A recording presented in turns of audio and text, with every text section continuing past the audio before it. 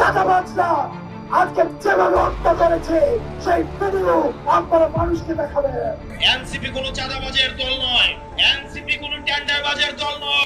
NCP উঠে এসেছে সংকট। একদিকে ২০২৪ সালের জুলাই গণ অভ্যুত্থানের বর্ষপূর্তি উপলক্ষে দেশ গড়তে জুলাই পদযাত্রা কর্মসূচি নিয়ে হাসনাত সার্জিসরা,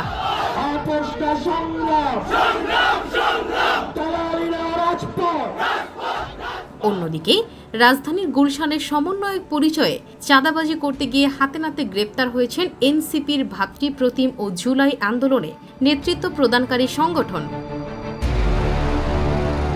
বৈষম্য বিরোধী ছাত্র আন্দোলনের বেসরকারি বিশ্ববিদ্যালয় শাখার যুগ্ম আহ্বায়ক রিয়াদ সহ ৫ জন। শনিবার ২৬শে জুলাই সন্ধ্যার পর গুলশানের ৮৩ নম্বর রোডে এ ঘটনা ঘটে। গুলশান থানা সূত্র জানায়, বৈষম্য বিরোধী ছাত্র আন্দোলনের বেসরকারি বিশ্ববিদ্যালয় শাখার যুগ্ম আহ্বায়ক রিয়াদ সহ ৫ জন কয়েকদিন আগে সাবেক এমপি শাম্মী আহমেদের বাসায় গিয়ে ৫০ লাখ টাকা চাঁদা দাবি করেন।